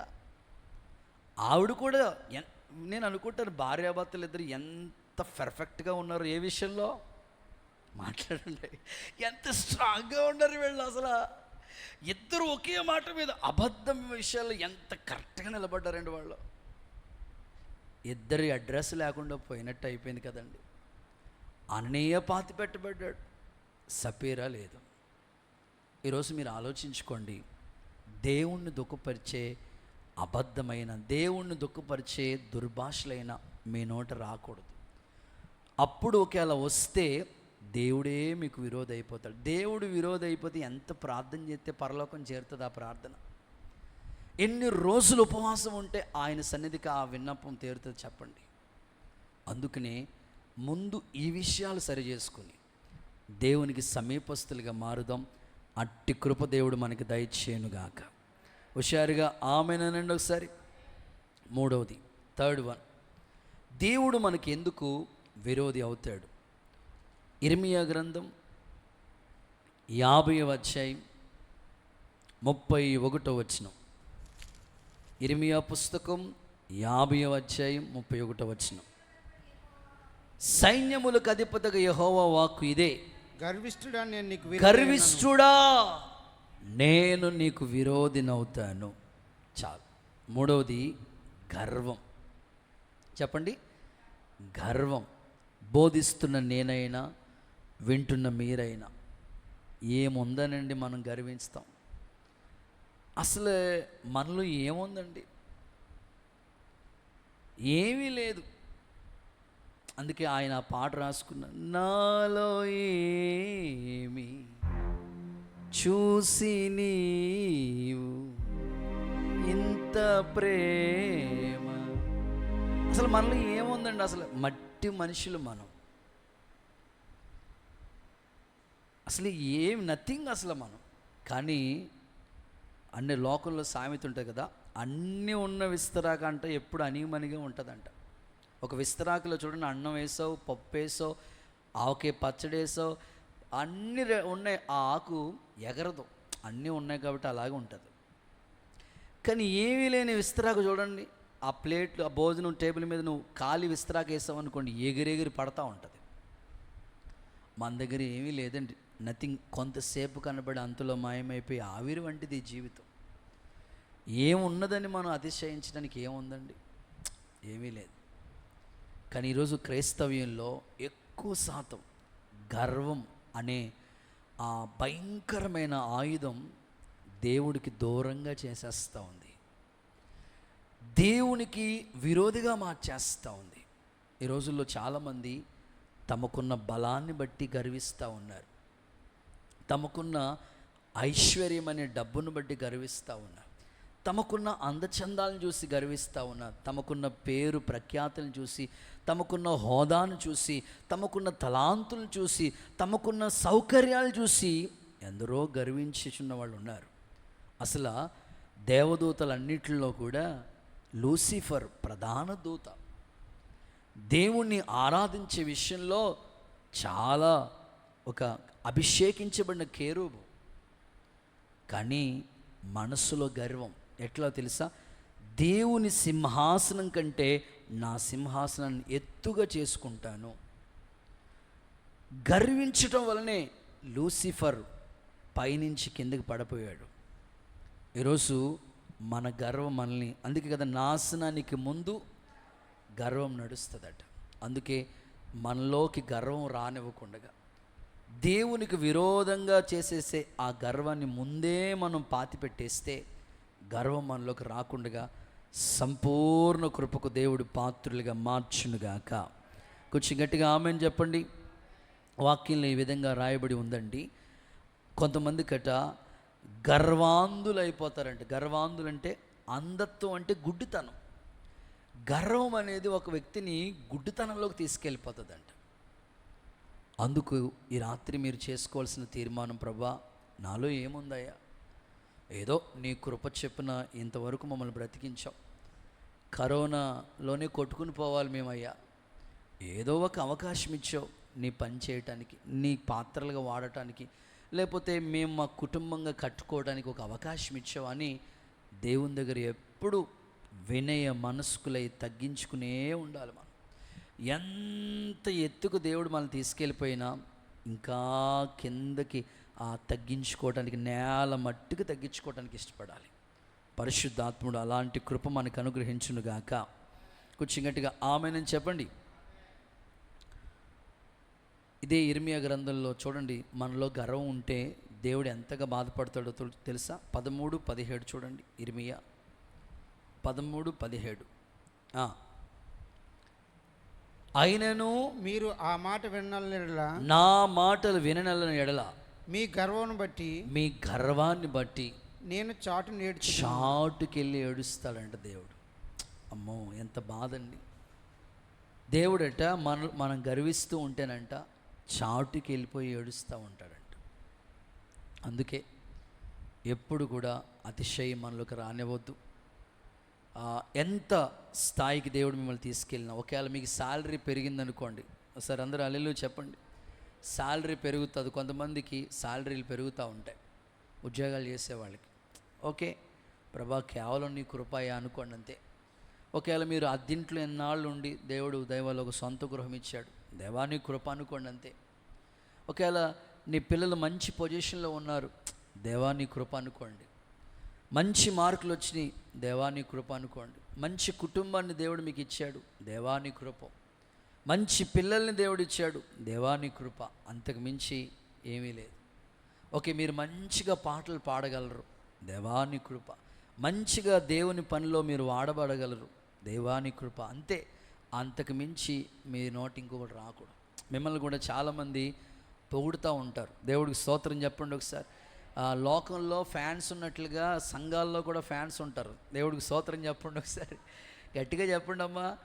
ఉంటారండి. మీరు ఎవరు ఫ్యాన్స్ అండి? నేనా కృపక్క ఫ్యాన్స్. మీరా? నేను జాన్ వెస్లాండ్ ఫ్యాన్స్. నేను ఆ బ్రదర్స్ ఫ్యాన్ అండి నేను. ఓకే, ఈ ఫ్యాన్లు ఎప్పుడప్పుడు ఆగిపోతూ ఉంటాయి. ఫ్యాన్ ఆగిపోవటానికి అదేదో ఉంటుంది లోపల. ఏంటో తమ్ముడు అది కండెన్సర్ ప్రాబ్లం వస్తే ఇంకా తిరిగి టగటగటగట ఆగిపోతూ ఉంటుంది వాడు. వద్దండి, మనకి ఏ ఫ్యాన్ వద్దు, ఏ ఏసీ వద్దు, స్వచ్ఛమైన గాలి చాలు మనకి. కొన్నిసార్లు మనల్ని ఏం చేస్తారంటే తీసుకెళ్ళి ఎక్కడికో కొండ మీదకి తీసుకెళ్ళి పడేస్తారు మనల్ని. అన్నా నువ్వు ప్రసంగం చెప్తే ఉంటుందన్నా బాబు, మేము ఎక్కడికో అలా పూరిలాగా అలా ఉబ్బిపోతూ ఉంటావాడ. వద్దమ్మా, మాకు మాత్రం మార్కులు వేయకండి, మీకు మీరు మార్కులు వేసుకోండి చాలు. సో నేను దేవుని ఎదుట నిలబడాలి. అన్నా నువ్వు పాట పాడవు అనుకో అన్నా, వద్దు బాబాయ్, ఏదో దేవుడిచ్చిన కృప తప్ప మనం ఏమై ఉండమండి. మిమ్మల్ని చాలామంది అలా పైకెత్తేస్తూ ఉంటారు. సో మీరు గుర్తించాలి, వద్దు ప్రభువా, మాకు అతిశయం వద్దయ్యా, కేవలం మీ కృప నాయన. చూడండి, లేఖనాలు కొంతమందిని గురించి పరిచయం చేస్తాను. లేఖనాలు యెషయా గ్రంథం 14వ అధ్యాయం 13-14 వాక్యాలు చూడండి. లూసిఫర్ గురించి చదువుదాం. యెషయా గ్రంథం 14వ అధ్యాయం 13-14 వచనాలు చదువుదాం. నేను ఆకాశంకి ఎక్కిపోయాను, నేను ఆకాశానికి ఎక్కిపోతాను, దేవుని నక్షత్రములకు పైగా, దేవుని నక్షత్రాలకు ఏకంగా పైగా నా సింహాసనం వేసుకుంటాను. ఉత్తర దిక్కున్న సభాపర్వతం మీద కూర్చుంటాను, మేఘమండలం మీదకి ఎక్కుదును. అయ్యి బాబోయ్, మహోన్నతుడు అంటే ఎవరు? దేవుడు. దేవుడు మహోన్నతుడితో సమానుడిగా ఎంచుకుంటాను. అమ్మో, దేవుడు ఏమంటే దేవుడితో ఎవరు, ఆయనకి ఎవరు సాటి అండి బాబు? సరిపోల్చగలనా? అసలు ఆయనకి సమానులైన వారు ఎవరున్నారు అసలు? ఇప్పుడు సాతానుడు, అపవాది అంటాడు, నా సింహాసనాన్ని దేవునితో సమానంగా ఎంచుకుంటాను. అసలు మన దేవుడు, ఆయన మనల్ని ఆయన చేతులతో చేశాడు. బైబిల్ ఏముందో తెలుసా? దేవుడి కంటే కొంచెం తక్కువగా మనం చేయబడ్డాం. ఆ విషయాన్ని ఎప్పుడు మర్చిపోకూడదు మనం. విశ్వాసులు కూడా ఈ విషయాన్ని మీరు ఎప్పుడు గుర్తుపెట్టుకోవాలి. ప్రత్యక్ష గుడారంలో 3 భాగాలు ఉంటాయి. ఆవరణం, చెప్పండి నాతో పాటు, పరిశుద్ధ స్థలం, అతి పరిశుద్ధ స్థలం. ఓకే, ఎక్కడ ఉండవలసిన వస్తువు అక్కడే ఉండాలి. ఆవరణంలో బలిపీఠం, ఇత్తడి గంగాలం, ఆ 2 ఉంటాయి. యాజకుడు వచ్చి చేతులు కడుక్కుని ఇత్తడి గంగాలంలో బలులు తీసుకొచ్చి బలులు అర్పిస్తూ ఉంటాడు. అది బలిపీఠం దగ్గర జరిగే పని. పరిశుద్ధ స్థలంలోకి వచ్చారా? మీరు కూర్చున్న స్థలం ఏంటి? పరిశుద్ధ స్థలం. ఇక్కడ ధూపవేదిక ఉండాలి, దీపవృక్షం ఉండాలి, సన్నిధి రొట్టెలు బల్ల ఇక్కడే ఉండాలి. అవి అతి పరిశుద్ధ స్థలం ఉందే, ఇక్కడ నిబంధన మందసం ఒకటే ఉండాలి. ఏ ప్లేస్లో ఎక్కడెక్కడ ఏ వస్తువులు పెట్టాలో అక్కడే అన్ని మోషేకి కొండ మీద దేవుడు చూపించాడు, అలాగే సెట్ చేశాడు. విశ్వాసులు కూడా మీరు ఎక్కడ ఉండాలో, ఏ స్థాయిలో ఉండాలో, దేవుడు మీకు ఇచ్చిన స్థానం ఏంటో అక్కడే ఉండాలి. మీ స్థానం దాటి రాకూడదు. ఇది 100కి 100% కరెక్ట్ వర్డ్. మీ స్థాయి దాటిపోయి మాట్లాడకూడదు, మితిమీరి మాట్లాడకూడదు, అనవసరమైన విషయాల్లో ఇన్వాల్వ్ అవ్వకూడదు. అది మీకు సంబంధం లేదు, అక్కడితో ఆగిపోవాలంతే. ఒకవేళ మీరు మితిమీరిపోయారంటే దేవునికి విరోధులుగా అయిపోతారు. ఆవరణలో ఉండవలసిన వస్తువు ఆవరణలో ఉండదు. సేవకుడే, విశ్వాసి. విశ్వాసి సేవకుడితో సమానం కాదు. దేవుడు అంతే. అందుకే జయరాజయ్య గారు ఎప్పుడు చెప్తూ ఉంటారు, విశ్వాసుల పిల్లలతో కనీసం సేవకుల పిల్లలను కూడా కలవనివ్వరు ఆయన. విశ్వాసుల పిల్లలు విశ్వాసులే, సేవకుల పిల్లలు సేవకులే. ఎందుకంటే వాళ్ళతో కలిస్తే వాళ్ళ అలవాట్లకి వచ్చేస్తాయి. మొత్తం భ్రష్టత్వం వచ్చేస్తుంది. అందుకే ఎవరు ఉండవలసిన స్థానంలో వాళ్ళు ఉంటే అసలు ప్రాబ్లమే లేదు. కొన్నిసార్లు మనం మితిమీరిపోయి ఆవరణలో ఉండవలసిన వాళ్ళు పరిశుద్ధ స్థలంలోకి వచ్చేస్తుంటారు. పరిశుద్ధ స్థలంలో లేకంగా అప్పుడప్పుడు వేదిక మీద కనబడాలనుకుంటారు. కాదండి, మీకు ఇచ్చిన స్థానంలో మీరు కాపాడుకోండి. మీకు ఏ స్థాయి ఇచ్చాడు? పాటలు పాడే అవకాశం ఇచ్చాడా? ప్రభా కాపాడుకునే కృపనివయ్యా. ఒకవేళ దేవుని పరిచయంలో పరిచయం చేసే అవకాశం ఇచ్చాడు, ఆ పనిలో నమ్మకంగా ఉండు. వంటల దగ్గర చేశాడా దేవుడు డ్యూటీ, అక్కడ ఉండు. వాలంటరీగా అప్పగించాడో ఆ పరిచర్య, ఏది నీకు ఇచ్చాడో నమ్మకంగా చేసుకుంటూ వెళ్ళిపో. కానీ ఇచ్చిన దాన్ని బట్టి ఎప్పుడు అతిశయించవద్దు. ప్రభు నిన్ను దర్శించునుగాక. సమానంగా ఉందాం అనుకున్నారు, వెంటనే అక్కడి నుంచి కిందకి గంటేశాడు. కొన్ని మాటలు చెప్తాను. దానియేలు గ్రంథం, ఇక్కడ ఒక నెబుకద్నెజరు గర్వాన్ని గురించి మనం చూస్తాం. 4:30, 4వ అధ్యాయం 30-31 వచనాలు కూడా చూద్దాం. రాజు బబులోనులో చదువయ్యా. ఈ మహా విశాల పట్టణమునకు ఓకే, నా బలాధికారమును, అక్కడ ఒక్కొక్క మాట చెప్తాను నేను, అది రౌండ్ చేయండి. నా బలాధికారం. మీరేం చేయాలా? మీ పెన్ తీసుకుని రౌండ్ చేయాలి. వచ్చా? కీర్తక్క నీకు వచ్చా? ఇలా రౌండ్ చేస్తారు కదా. ఓకే, నా బలాధికారం. నెక్స్ట్, నా ప్రభావ ఘనతను, నా ప్రభావ ఘనత కనపరుచుటకై. నెక్స్ట్, నా రాజధాని, నా రాజధాని నగరం నేను కట్టించి తిని. ఓకే, అని తనలో తను నేను అనుకున్నాను. రాజు నోట ఈ మాట ఉండగా ఆకాశం నుండి 31, రాజు నోట ఈ మాటలు ఉండగా ఆకాశం నుండి ఒక శబ్దం వచ్చాను. ఏదనగా, నెబుకద్నెజర్, ఇదే నీకు ప్రకటన, నీ రాజ్యం నీ యొద్ద నుండి తొలగిపోవాలి. ఏమంటున్నాడు తెలుసా? నా బలం, నా అధికారం, నా రాజ్యం ఇది, నా నా నా ప్రతిసారి అదే మాట కనబడుతుంది నెబుకద్నెజర్. దేవుడు మిద్ది మీద ఉన్నవాడిని గడ్డి తినిపించాడండి కిందకి దించి. అవునండి, మనం ఎంతటోళ్ళు. నేనేమయ్యున్నా నీ కృప కాదా, నాతో నీ సన్నిధిని పంపవారిదం. నేనేమయ్యున్నా నీ కృప కాదా, నాతో నీ సన్నిధిని పంపవా. ప్రతికూలతను శృతి మించినను, సంధ్యాకాంతులు నిదురించినను, తొలి వెలుగు నీవై ఉదయించిన నడిపించిన యేసయ్యా. నీ కృపకు నన్ను పాత్రునిగా చేసి బలపరచిన యేసయ్యా. జీవప్రదాతవు నన్ను రూపించిన శిల్పివి నీవే ప్రభు. చప్పట్లు కొడదామా అందరూ? జీవన యాత్రలో అండగా నిలిచే తండ్రివి నీవే ప్రభు. జగముల నేలే మహిమాన్వితుడా, నాయడ నీ కృపను చాలి హృదయుడా నాపై చూపిన వీడని నీ ప్రేమను. ఏమని పాడెదను, ఏమని జీవప్రదాతవు నన్ను రూపించి శిల్పివి నీవే ప్రభు.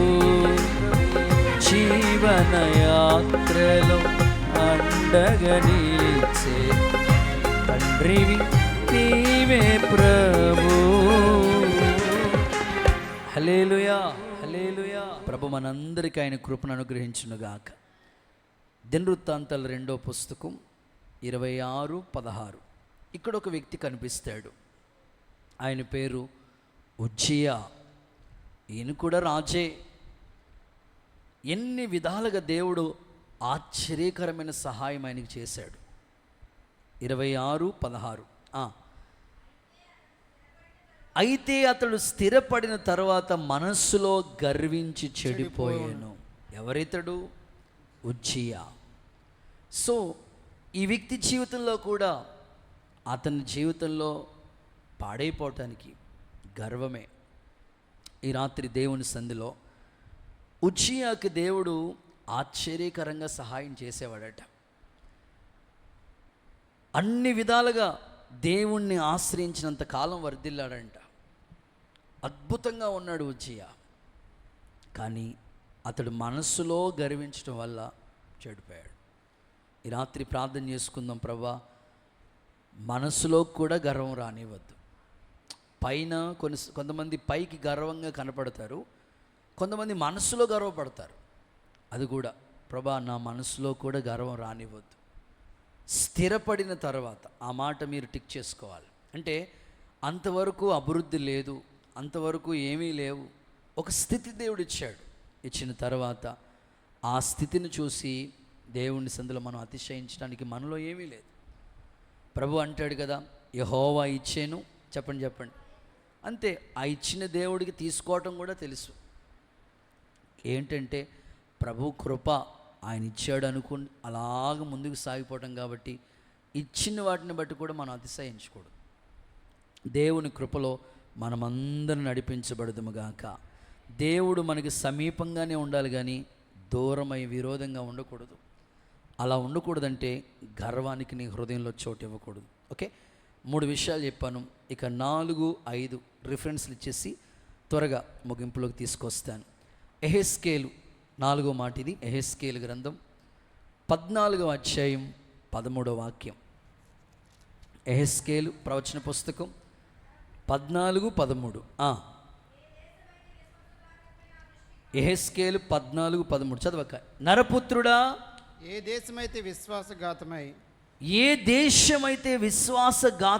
నా దృష్టికి పాపం చేసిందో దానికి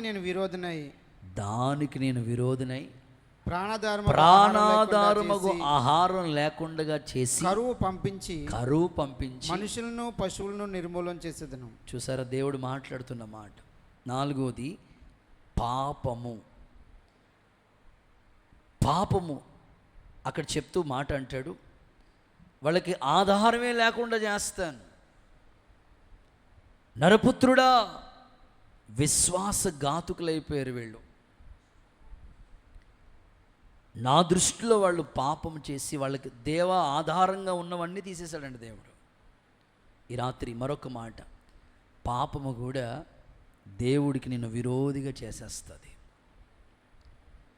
పాపము చూడటానికి సంతోషాన్ని కలిగించవచ్చు, పాపము చూడటానికి ఉల్లాసాన్ని కలిగించవచ్చు, కానీ బైబిల్ అంటుంది నీ పాపము నిన్ను పట్టుకుంటుంది అని. పాపం వల్ల వచ్చు జీతం మరణము అన్నాడు.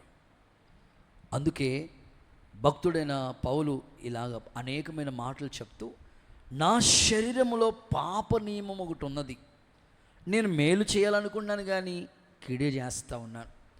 ఈ తప్పిదం చేయకూడదు అనుకున్నాను, మరలా అదే తప్పిదం చేస్తున్నాను.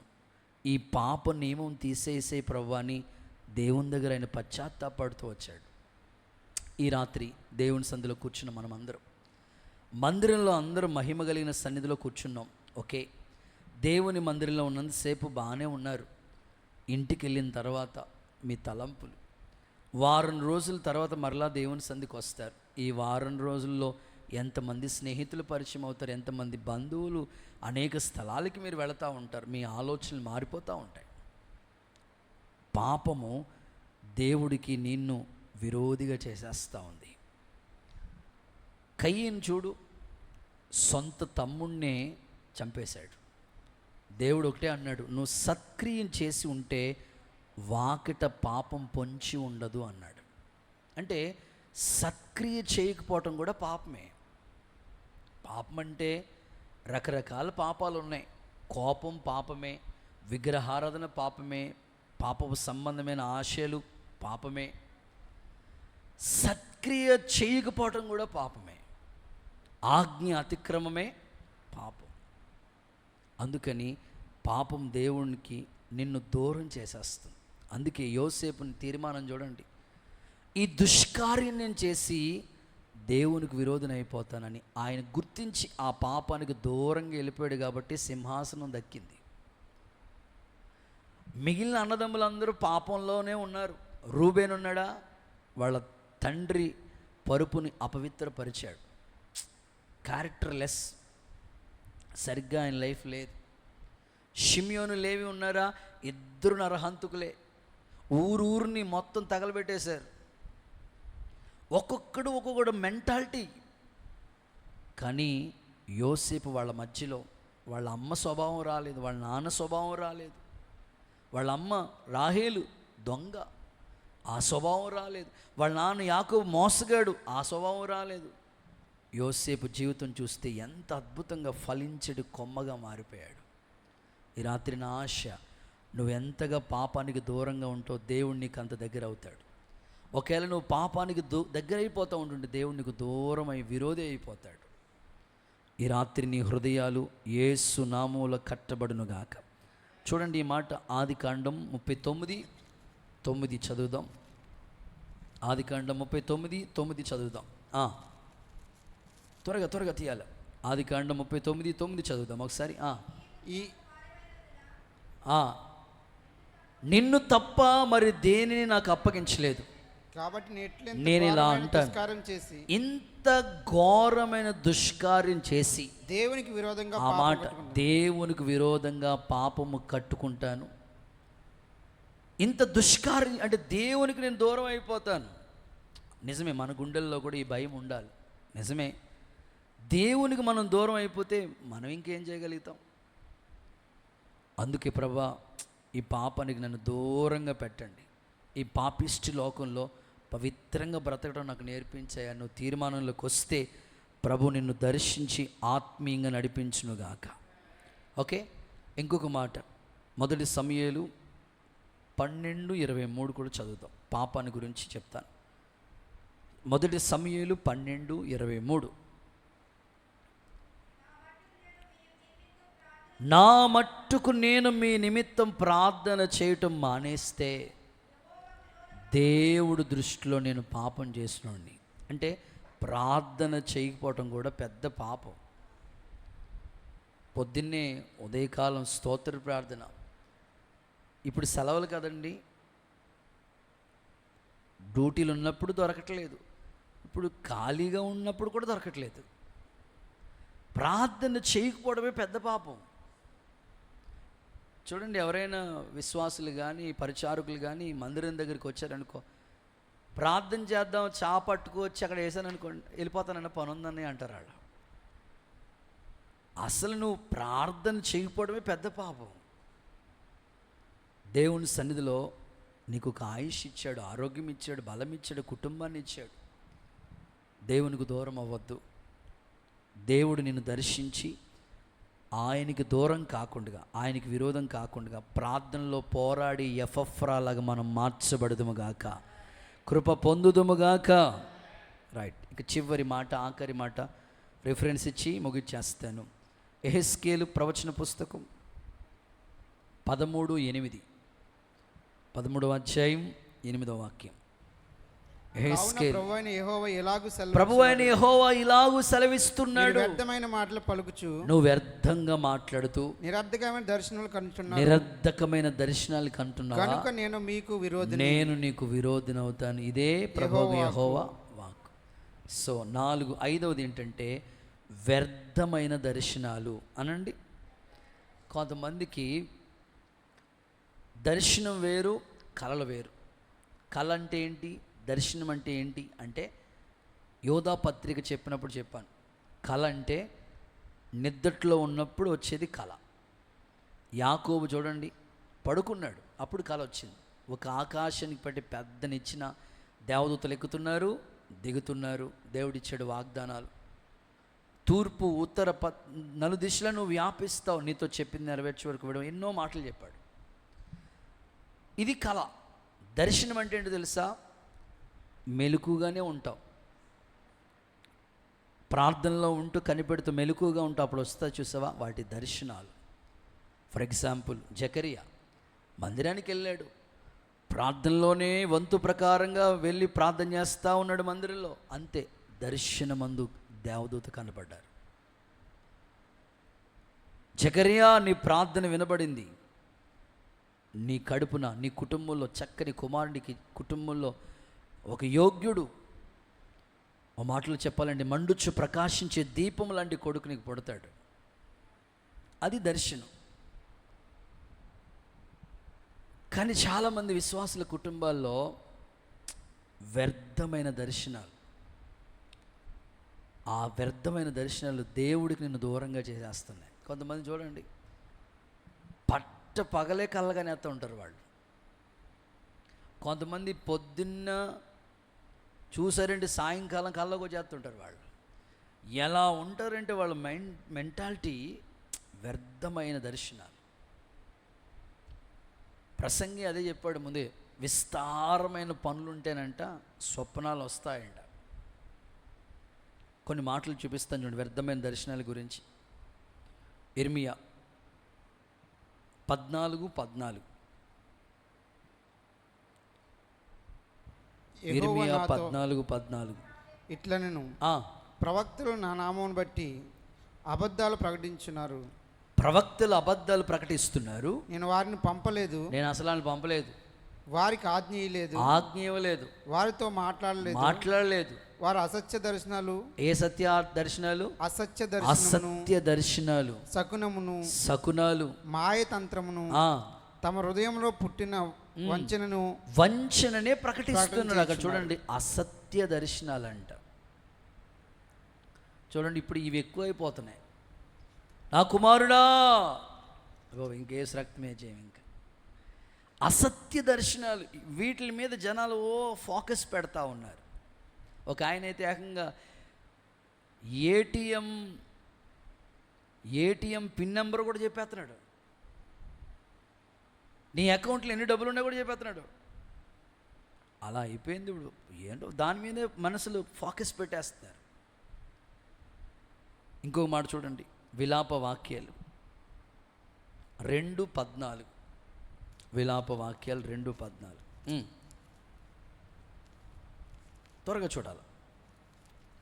ప్రవక్తలు నిరర్ధకమైన వ్యర్థమైన దర్శనాలు చూసి ఉన్నారు, నీవు చెరలోనికి పోకుండగా తప్పించుటకై వారి దోషము నీకు వెల్లడి చేయలేదు. వారు వ్యర్థమైన ఉపదేశము పొందిన వారే త్రోవ తప్పించుచు దర్శనాలు చూసిన వారైరి. అమ్మో, నిరర్ధకమైన దర్శనాలు, వ్యర్థమైన దర్శనాలట నేను త్రోవ తప్పించాడు.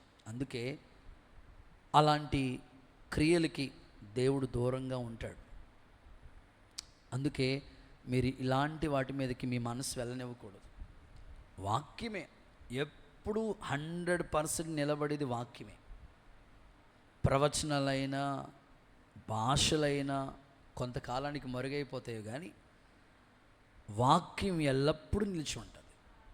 అందుకే విశ్వాస జీవితం ఎలా కట్టుకోవాలంటే, వాక్యంలో ఉంటే నమ్ము, వాక్యం రాయబడింది చదువుకున్నది విశ్వాసంతో నమ్ము, వెలుచూపును బట్టి కాకుండా విశ్వాసంతో నడుచుకో. నీ కుటుంబాలు ఆశీర్వాదకరంగా కట్టబడతాయి. అలాంటి కృప దేవుడు మనందరికీ దయచేయనుగాక. నేను ముగిస్తున్నాను. నేను వారిని విడిచి వారికి విరోధినయ్యాను. అసలు దేవుడు మనకి ఎందుకు విరోధి అయిపోయాడు? ప్రార్థన చేసిన సమాధానం రావట్లేదు, ఉపవాసం ఉన్న అంగీకరించట్లేదు, ఎన్నో సంవత్సరాల నుంచి ఎదురు చూస్తున్న కార్యాలు జరగట్లేదు. దేవుడు మనకి ఎందుకు అసలు విరోధి అయిపోయాడు? ఆయనకి మనకు మధ్యలో ఉన్న అడ్డుగోడ ఏంటి? ఈరోజు 5 విషయాలు మీ ముందు పెట్టాను. చెప్పండి. నెంబర్ 1, సరైన మార్గంలో ఒకవేళ నడవట్లేదేమో, నీ సొంత మార్గంలోకి వెళ్ళిపోతున్నవేమో, ఒకసారి ప్రశ్నించుకోండి, సరి చేసుకుందాం. నెంబర్ 2, పరిశుద్ధాత్మను ఒకవేళ ఏమన్నా దుఃఖపెడుతున్నావా, అబద్ధాలు మాట్లాడి దూషణ మాటలు మాట్లాడి. నెంబర్ 3, ఒకవేళ నీ మనసులోకి గర్వం వచ్చేసిందా. నెంబర్ 4, ఒకవేళ ఇంకా హృదయంలో పాపం మిగిలిపోయిందా. నెంబర్ 5, వ్యర్థమైన దర్శనాలు వస్తున్నాయా. ఇవన్నీ దేవుడికి నీకు దూరం అయిపోయేటట్లుగా చేసేవి, దేవుడికి నిన్ను విరోధిగా మార్చేవి. కాబట్టి వాటిని దూరంగా ఉంచి క్వైట్ ఆపోజిట్లో సరైన మార్గంలో ఒకవేళ నడవకపోతే ఇప్పుడు సరైన మార్గంలోకి వచ్చేసాయి. పరిశుద్ధాత్మను దుఃఖపెడతా ఉంటుంటే ఇప్పుడు నీవు దేవుణ్ణి సంతోషపరిచే వ్యక్తిగా మారు. ఒకవేళ గర్వం నీలో ఉంటే తగ్గించుకునే మనసు నిలుకరా. పాపం ద్వారా నీ హృదయం పాడైపోతే పరిశుద్ధత కొరకు ప్రయాసపడు. చివరిగా సంపూర్ణమైన మంచి దర్శనం కోసం అడుగు. వ్యర్థమైన దర్శనాల మీద నీ మనసు పెట్టొద్దు. ఈ మాటలు నీ వెనుకల్లో దేవుడు దీవెనకరంగా మార్చి నిన్ను స్నేహితుడిగా, మిత్రుడిగా, ఆ దేవుడికి ఇష్టమైన కుమారుడిగా నిన్ను మార్చాలని, ఈయన నా ప్రియ కుమారుడు, ఈయన యందు నేను ఆనందిస్తున్నాను అనే సాక్ష్యం పొందిన వ్యక్తిగా ఉండాలని మనస్ఫూర్తిగా కోరుకుంటున్నాను. అలాంటి కృప దేవుడు మనందరికీ దయచేయునుగాక.